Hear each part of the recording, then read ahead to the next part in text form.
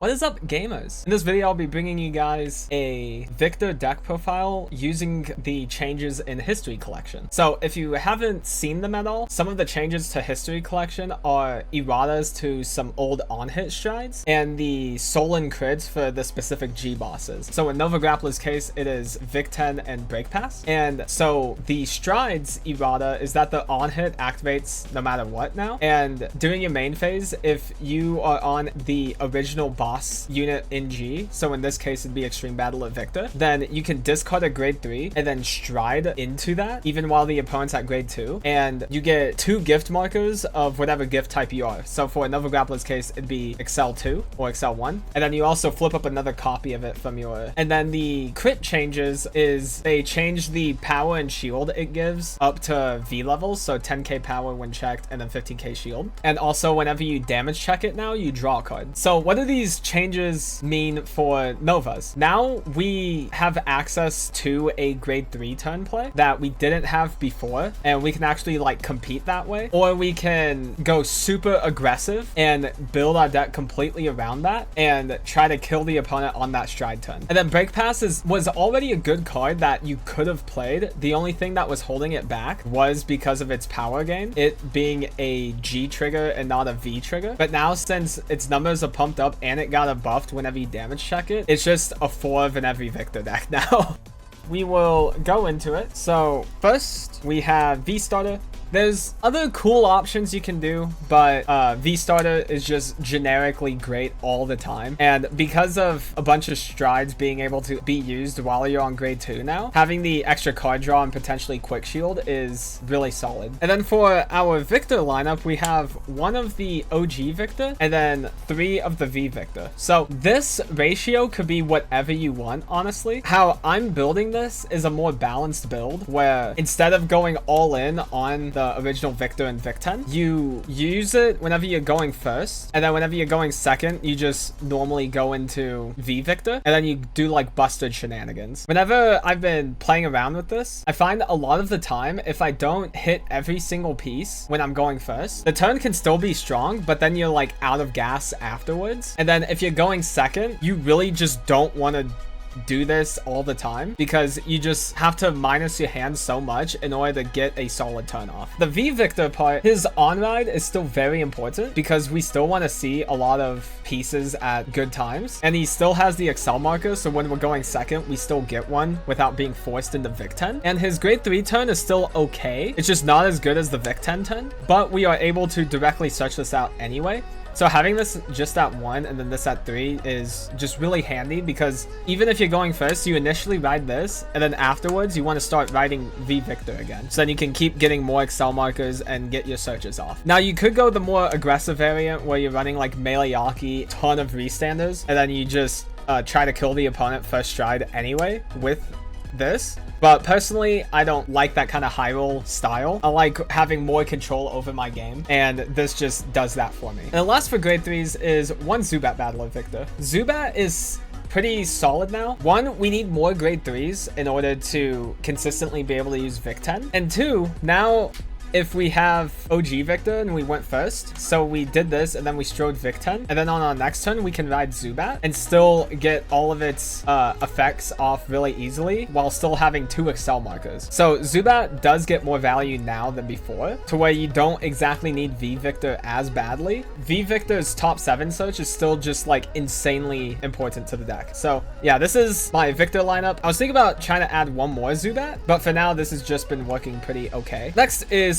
for Sazanda. Yeah, Sazanda is just really good on ride, check top 5, call a grade 2 or less extreme battler, and on an Excel circle, whenever your other unit stands by an ability, then both the stud unit and Sazanda get plus 5k. So this just lets your numbers get out of control, and it's why the Victon play can be insanely scary because you get all your GB effects active by then, so you can use all of Victor's good cards from before and be able to consistently use them quicker. And because of that, now we really literally have access to Jerohawk and Golsachi at full power. So now because Jerohawk comes online, we can have Sazanda on Excel and then Jerohawk and something else on the rear guard. And then the thing Jerohawk restands will have +7. And then the Victor Stride skill can give it +5, or the Victon skill can give it +5 and stand it again also. And Sazanda just like allows you to get early aggression and get really high numbers quicker. And then of course, again, during late game, if you're doing like favorite champ or Drago turns, then Sazanda just makes those turns unguardable.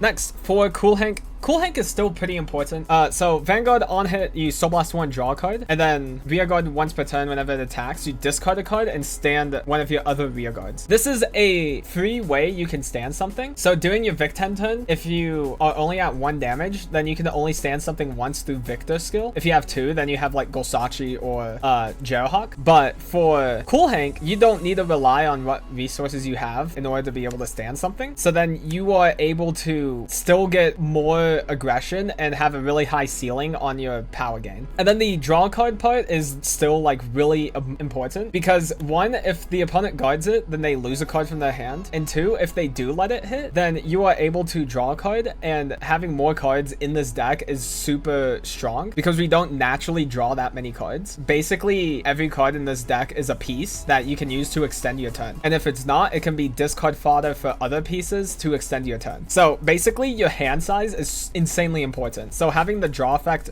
on Cool Hank just really helps keep your game plan consistent. Last for grade 2s is 4 Golsachi. This is a pretty normal grade 2 lineup. I'm not trying to go too crazy right now, just seeing how the deck functions. And so Golsachi having resist is really strong. Having a generation breakless way to restand something is also really strong, because if you happen to ride V Victor, then you can still stand things off Golsachi. And then the second skill is GB2, which you automatically get when you do Victon. So because of that, Golsachi gets a lot more valuable in this deck to where he can be a 16k beater. If you stand it off Victon or Victor skill, then he'll be 21, even more through Jerohawk or Sazanda power boost. Golsachi's just like still insanely strong. He has been played in Victor since he came out and has survived throughout premium all these years. So yeah, still great card. And then grade 1s. So the main question is, what is our Ereshid lineup gonna be? Either V Ereshid or Old Ereshid. And right now I'm doing 3 Old Ereshid and 1 V Ereshid.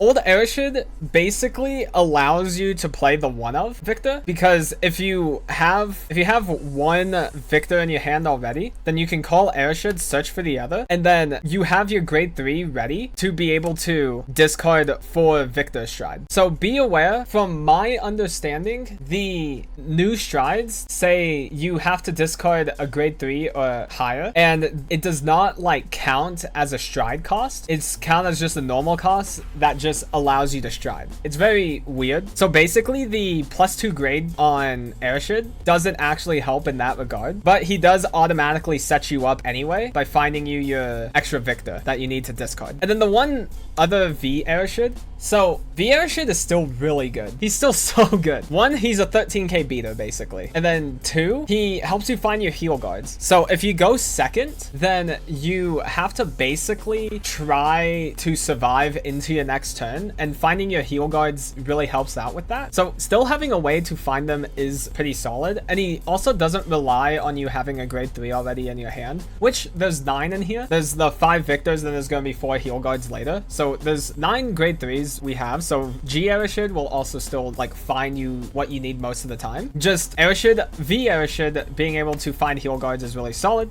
And he's also a 10k shield. So defensively and offensively, he's just a better card. But consistency-wise, the G Ereshid is a better card. So I always want to have access to original Victor, which is why we're doing a 3-1 split. This just gives you like an extra solid target to call off of your V Victor skill also. Next is 3 Jerohawk. So Generation Break 1, Cam Blast 1, put into your soul. At the end of the battle, it boosted a rear guard. You can stand that rear guard, draw a card, and give the stood unit plus 2k power. So Jerohawk is still just insanely good. And now he's like even better because we're able to consistently have our Generation Break active as soon as we hit grade 3. So having Jerohawk be able to be a back row way to restand something, and he also refunds himself by drawing a card, is still really good. And even if we're going second and we don't do the Victon play, we can still just stride into Bustard and have this be a +1 for us. He'll basically turn into a pot of greed doing Bustard turns. And then late game, he's still like insanely good. Just at every stage of the game, other than before grade 3, Jarahawk's just amazing to have all the time. So you could bump this up to 3, but there are other cards I'd rather run in that 4th slot. And we can still consistently find these through Sazanda, through V Victor, and then through the draw 2 off our Excels for Victon. So having 3 is usually enough. Next, the one reason why Victor's even remotely competitive is 2 Guns Don. Once per turn, Generation Break 1, you can rest him and give 5 rearguards resist.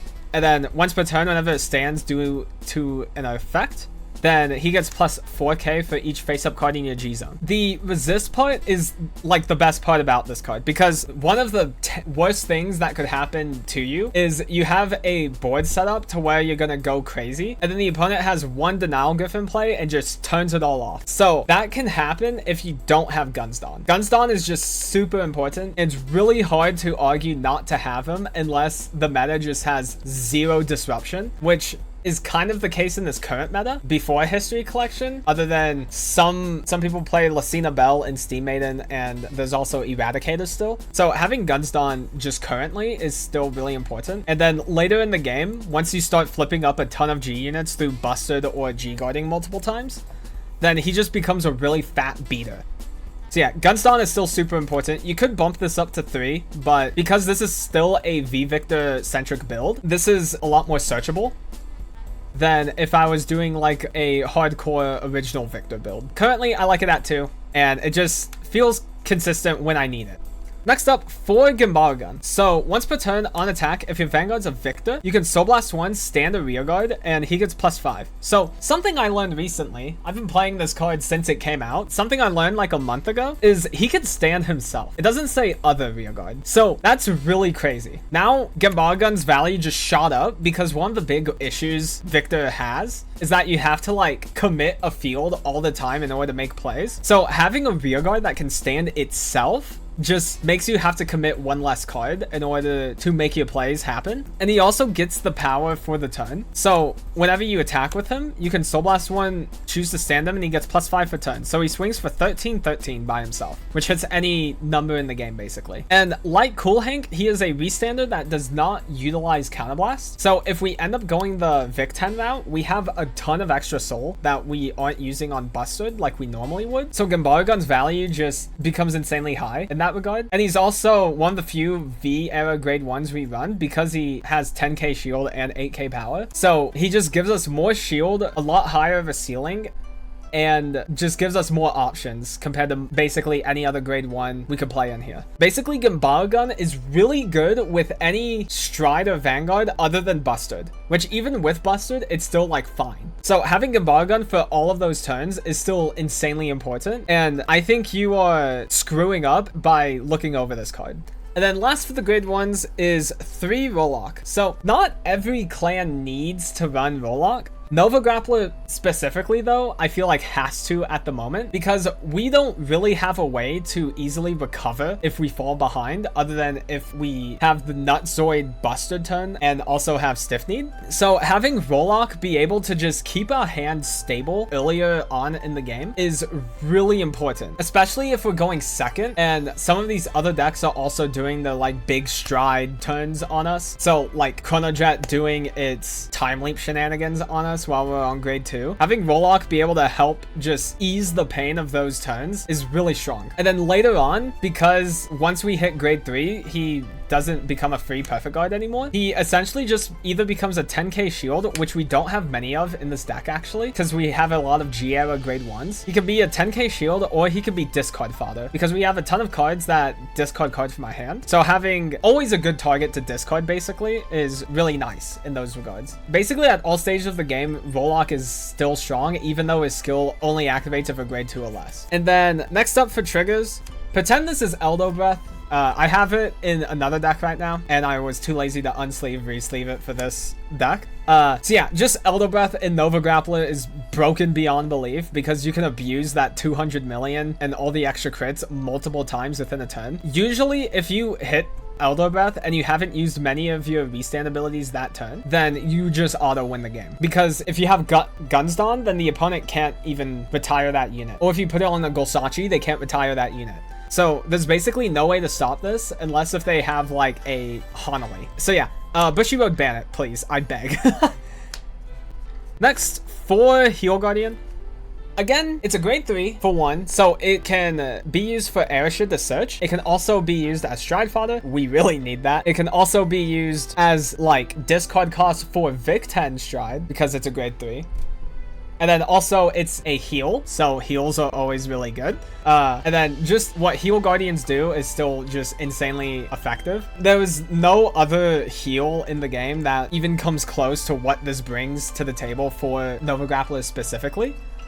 Because, again, our hand size is the most important thing in this clan. So having a way to just have extra defensive options to be able to survive turns easier keeps our hand healthy to where we can consistently have pieces active and usable for our future turns. It is also searchable off V Airshid, which doesn't come up as often since we only run 1 right now. That is still a possibility that can happen, and one of the reasons we do run V Airshid is so we can try to find these more consistently. Next, 4 draw Sentinels. So one big thing is why no Sanctitude? One, this deck is very piece reliant. We very much need all of our cards to be able to do something, and Sanctitude isn't a unit. Most of the time is okay, but there are times where like you just need to see any unit in a top deck scenario in order to like win the game, and you top deck Sanctitude and you can't call it. That happens sometimes. It's just one less piece and one less option we can use offensively, because one of the cool things with Novas is because of Sazanda and all the times we can restand things, basically any card in our deck can be an attacker, and Sanctitude is an order, so it can't be an attacker. So draw PGs are really good in that regard, because one, it's a draw trigger, so it helps keep our hand healthy, and if we damage check them, then we can still like recover our hand for our following turns. It's a perfect guard. Perfect guards are always good, and we can use these earlier on. So one of the things with some of the other perfect guards we could use, the big one being Baryon, we can't use Baryon until we're on Victor. In this current format where people are going to be striding all over you for while you're on grade 2, you cannot afford to run that right now, which is really upsetting because I really like Baryon. The meta is too fast for Baryon to be consistently active, and if you have a dead PG in your hand, you are dead in the game. Twin Blade is just super important. You could run Sanctitude, but again, it's not a unit, and that does come up sometimes.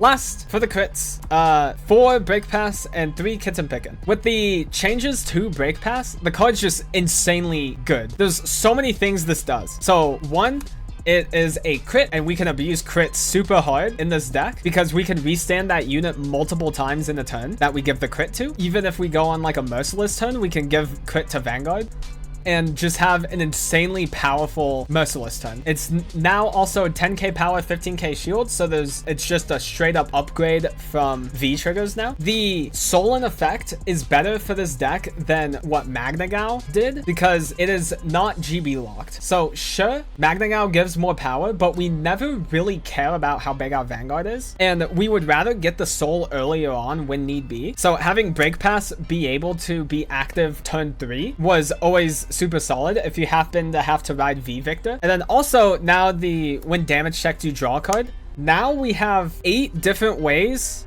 8 different basically defensive draw triggers in our deck. Because of that, we're able to recoup our hand a lot easier throughout the opponent's turns because we have just a higher chance of hitting these draw triggers and keeping our hand healthy. And then the last thing is that he's an extreme battler, which V Victor can search, and so can Sazanda. So this basically gives you more options for that. So if you happen to have to ride V Victor for your turn 3, then you can, if you're trying to do a very minimalistic turn and like damage deny people, you can search and call this out, and then you will be able to shove it into Soul whenever you attack with Vanguard and then draw a card. So then it turns V Victor's +1 to board into a +1 to hand instead, which could be very important. So yeah, Breakpass is just like a 4 of in every Victor deck now. Insanely powerful. And then 3 Kitten Pickin'. So if you do run Sanctitude, you take out a draw PG for a 4th Kitten Pickin'. But now, because we are running G Airshid, we have 3 of them in there, and we have 5 grade 3s. So we have 8 different stride fodders, technically. You can really say 7 because we're always riding one of them. So now with Kitten Pickin, we'll go up to 10, which is still just a consistent amount of stride fodders to be able to stride with. And there's no other crit that goes better in the spot because this deck is very stride reliant and we have to stride in order to do all of our plays. So yeah, that is it for the main deck. For G-Zone, 2 Victon. So again, Victon play is a really strong option for the deck. One of the big weaknesses Victor had before History Collection was that it can't play against ride downs at all because it is an insanely stride reliant deck, and you could sometimes high roll people with V Victor, but most of the time you'd have to like sack a bunch of crits or OT in order to kill people like that. So having Victon be able to give you a play turn 3 now is really powerful. His on hit effect that is no longer an on hit, so just an end of battle effect basically, is really strong too. You stand something and give it +5, and then the G Victor when stride effect or the stride bonus gives that same skill to your Vanguard except for a counterblast. So basically for counterblast 1, you get to stand 2 things and give them +5 is what Meteor Kaiser Victor did set 6 of G, except one of those was an on hit and this doesn't have an on hit anymore. So this is just a straight up upgrade from Meteor Kaiser Victor, and it really just raises your ceiling so much because not only you get access to Jarrowhawk restand and you also have all your grade 2s that restand something in Gumball Gun. Now you have 2 additional restands you get through your Vanguard. So because of that, Sazanda's value goes up astronomically because you're able to stand like 3 to 4 things within 1 turn. That's a lot of power you can give through Sazanda, and this and Victor give +5k also. Jarrowhawk gives +2, Gumball Gun gives himself +5. Golsachi can restand with +7 to himself. There's just a lot of power, and you could potentially play a more aggressive variant where you run things like Melayaki to get even more power, or Brutal Jack, who's just a really big beater himself. But for this variation, I want to go just how would current Victor change through it and not make a whole new build yet. And this is the way I think it will go. Victon is just really good. Even if you don't use him for his additional effect to get the 2 Excel markers, he is a 0 resource play. So you can have like a Gumball Gun and an Excel marker and then Victon. You attack with Gumball Gun and then you attack with Victon, restand the Gumball Gun with +5. Attack with Gumball Gun, Soul Blast, restand the Gumball Gun with +5 more, and then attack again. So just having a Gumball Gun and Excel marker just makes this like still really solid to have a non-committal turn to push the opponent with. Victon is just your best 0 damage play also now. And then next, the rest of the G-Zone is pretty normal still. 1 Bustard, we could run 2, but most of the time you go 1 Bustard and then G-Guard once and then have Favorite Champ. So having just 1 Bustard at the moment is pretty solid. The only time you'll need a second is if your first Bustard was pretty ass and you only got like 5 drive checks out of it. But most of the time you'll have enough to make this function properly. Next, Winning Champ. He is our only out to Honolly at the moment. There was Severed Temper, but Severed Temper can only retire front row, so Honolly can't be touched if they're put in the back row through Severed Temper. So Winning Champ is still like our best out to Honolly, and he also can be like a more aggressive variant of Bustard because he gives +5k to himself in the stud unit instead of Bustard getting a drive. So if you're trying to like close out a game on first stride and you're not doing the Victon play, then this is still like a solid option in that regard. 1 Asdabulk, basically budget Favorite Champ or budget Draga because he commits less resource, or he costs less in order to be able to use consistently. So if we don't have enough hand size or counterblast to do Favorite Champ, or we never hit GB8 with Draga, then Asdabulk is still a solid option. He also can be a really good finisher following up Victon because you get 2 Excel markers off Victon, and then if you ride V Victor, then you'll have 3. So then Asdabulk is standing 5 units off of that. And then if you have a Sazanda in play, it's just like, it's crazy. And then he's also just really massive himself, so he's basically perfect guard or take. Yeah, I think Asdabulk is still like really solid one of. I probably wouldn't run more than 1 because if you're going into Asdabulk, you're not drawing or getting any advantage. So like on the following turn, you're going to lose to the opponent if you don't win on Asdabulk turn in a majority of cases. So just having 1 in those scenarios where he does come up is still like really important. 1 Merciless. So the more I play with Merciless, the more I really like this card. Because I always just played him in Ashura, and that was like the whole shtick. But now, like, the more I play him in Victor, or just Victor, he's so good. He is basically Overlord on crack, and sure, you need a lot of resources to be able to, like, make this full power. But if you know the opponent has access to Hanali, and you're trying to win on, like, your favorite champ turn normally, but they have access to Hanali, then you can stride Merciless instead and just, like, rip through the Hanali effect, basically, and attack, like, 3 to 4 times. And if you hit 1 crit early on, oh my god, it's so good. He also is your Vanguard, so they can't denial griffin it in any way. Even though you have guns down sometimes, Merciless just being, like, an unstoppable force is really strong still. He can also be a non-committal play with Gumball Gun. So you stride Merciless, call Gumball Gun, you attack with Merciless, then attack with Gumball Gun, restand himself, and then you restand Merciless, and then you attack with Merciless again, and attack with Gumball Gun again. So for a Counterblast, Discard 2, and a Soul Blast, you get 2 Vanguard swings with 5 drive checks total, and you get 2 Rearguard swings with Gumball Gun. So it's still, like, really solid. Next, our finishers, Favorite Champ and Draga. There's still, like, 2 of the best finishing cards in the whole game, because Favorite Champ can restand your board multiple times. Draga gives every rearguard 3 attacks. And then if you have Sazanda in play, it's just game over. This just costs more resources, but because of how these buffs came in, we will consistently have more cards in our hand to be able to use our discard costs more frequently. So Favorite Champ becomes easier to activate now, because now we're running basically 8 draw triggers in our deck because of Breakpass. And then we can also generate more Excel markers through Victon and draw more cards off of that. And then Draga is still just Draga.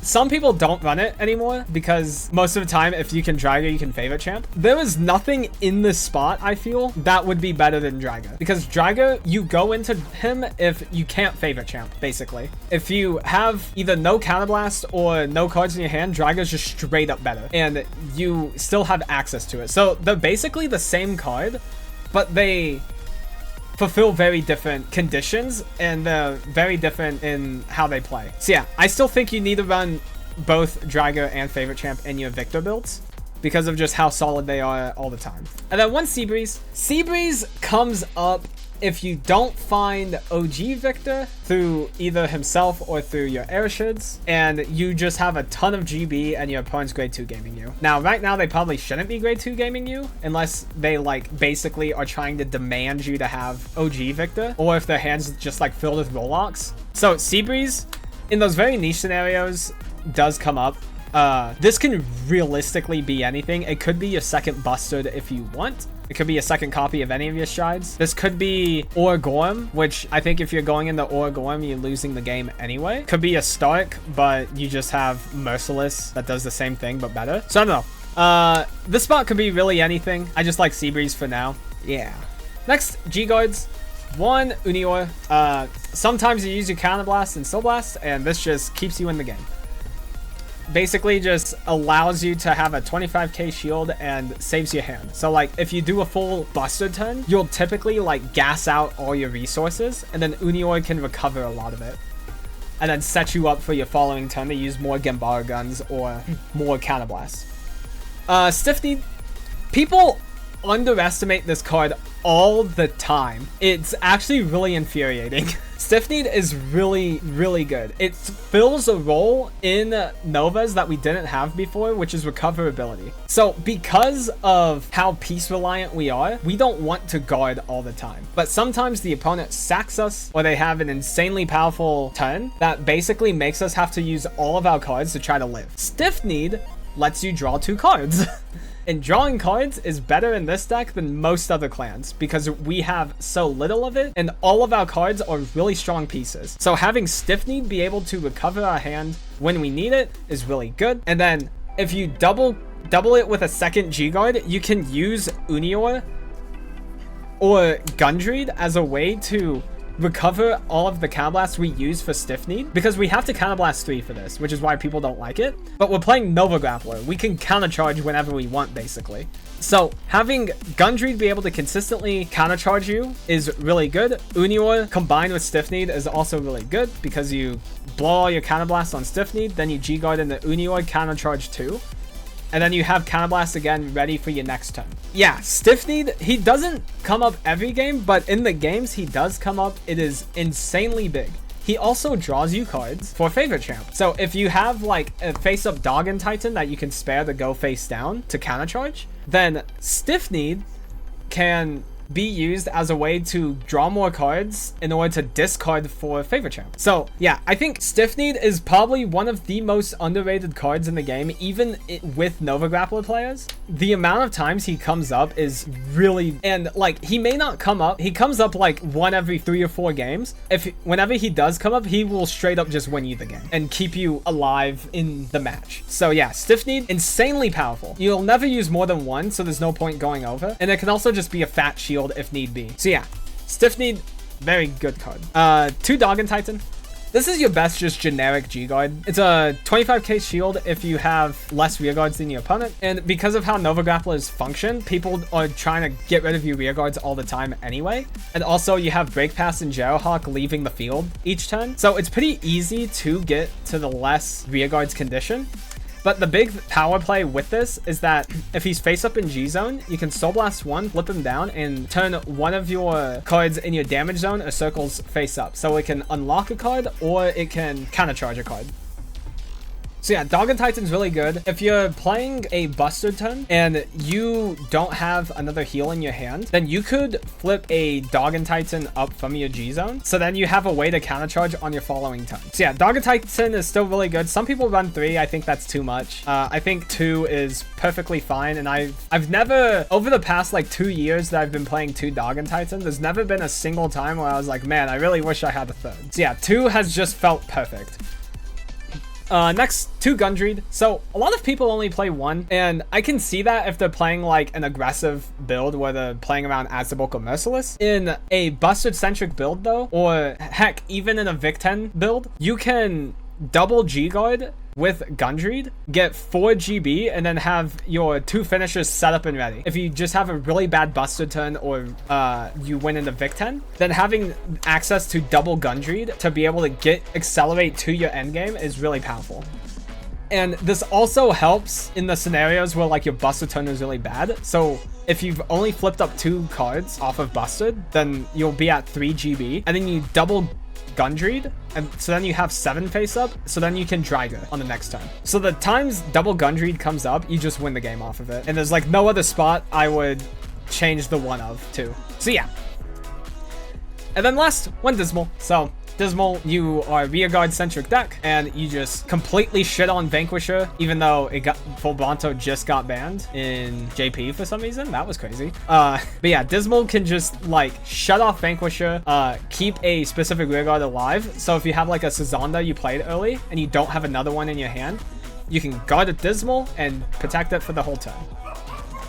Thank you all so much for watching. If you want to learn how to play Victor right now, I made a deck building guide and a combo guide on this channel. So links to those will be in the description. And this is just my first iteration of the deck. This will for sure change over time because I haven't tested that much since I'm preparing for Springfest Chicago. So this is just what I've concocted so far. And if you have any ideas or any questions, leave them in the comments. I'll be sure to reply on those. And thank you all for watching. Like, comment, subscribe, all that jazz. And I'll see you guys in the next one. Bye.